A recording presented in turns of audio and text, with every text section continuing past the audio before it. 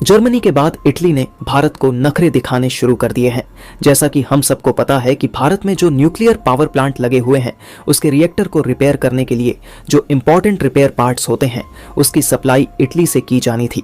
लेकिन सही समय आने पर इटली ने भारत को डिलीवरी ना करते हुए उस प्रोजेक्ट में काफ़ी ज़्यादा डिले दिखाया है, जिससे अब इन पावर प्लांट को रीस्टार्ट करने में भारत को कई महीनों का वक्त लग सकता है। और इस वजह से अगर मैं आपको सीधे सीधे बताऊं तो भारत को भारी मात्रा में नुकसान उठाना पड़ेगा। और दुख की बात यह है कि ये पार्ट हम इटली के अलावा किसी और देश से इंपोर्ट नहीं कर सकते, क्योंकि कई बार ये देश भारत की इसी मजबूरी का फ़ायदा उठाते हैं। अब भारत को इटली की ही राह देखनी होगी कि कब इटली भारत को डिलीवरी करेगा, कब भारत के ये प्लांट रीस्टार्ट होंगे। इसकी कोई गारंटी नहीं ली जा सकती, लेकिन पूरी रिपोर्ट क्या है इस वीडियो में हम डिटेल में जानते हैं। इससे पहले इस वीडियो को लाइक और चैनल को सब्सक्राइब कर दीजिए। आपके लिए 1-2 सेकंड का काम है, लेकिन इससे हमारी काफ़ी मदद होती है।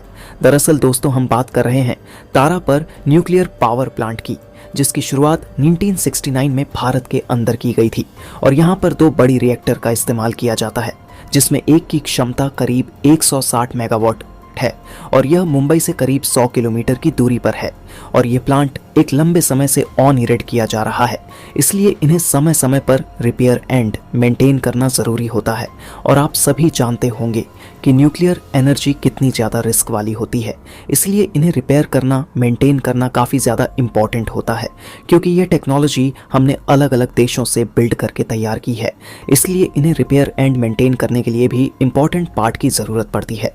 फिलहाल इस इम्पॉर्टेंट पार्ट्स की डिलीवरी इटली की तरफ से भारत को की जानी थी। और यह जो पार्ट्स होते हैं यह अलग किस्म की मेटल से बने हुए होते हैं और यह इटली में बनते हैं, लेकिन इटली का कहना है कि यह आर्डर बहुत छोटा है, इसलिए हम अभी इसकी डिलीवरी नहीं कर सकते। इसकी डिलीवरी हम 4-5 महीनों बाद हम भारत के अंदर कर देंगे।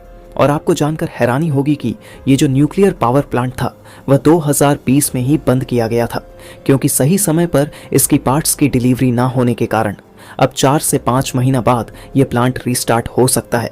लेकिन अभी भी कोई गारंटी नहीं है कि इटली हमें 4-5 महीना में डिलीवरी कर देगा। आपकी जानकारी के लिए आपको बता दें कि इस प्लांट को जब बंद किया गया था तो इसको रिपेयर करने में करीब 315 करोड़ खर्च किया गया था, और इंक्लूडिंग 2 पाइप हम इटली से इंपोर्ट कर रहे हैं।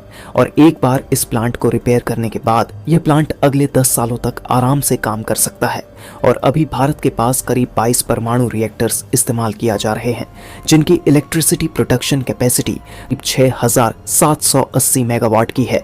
और स्पेशल तारापुर की बात की जाए तो इस समय इस पावर प्लांट के कुछ हिस्सों में क्रैक देखा गया था। इसके बाद इस प्लांट को पूरी तरीके से बंद किया गया और डिसाइड किया गया कि इसे रिपेयर और मेंटेन किया जाएगा। लेकिन सही समय पर डिलीवरी ना होने की वजह से अब हमें यह प्रोजेक्ट काफ़ी ज़्यादा डिले देखने को मिल रहा है, जिससे शायद जिस इंडस्ट्री तक इलेक्ट्रिसिटी पहुंचानी थी वह नहीं पहुंच पाएगी और इससे भारत को ही नुकसान उठाना पड़ेगा। और हम आपसे गारंटी के साथ यह बात बोल सकते हैं कि अब यह खबर सामने आ चुकी है और कुछ दिनों बाद भी ये खबर की आपको सुनने को मिलेगी कि इस तरह की टेक्नोलॉजी भारत में बनना शुरू हो गई है, क्योंकि हम ज़्यादा समय तक अब निर्भर रहने वाले देश नहीं हैं।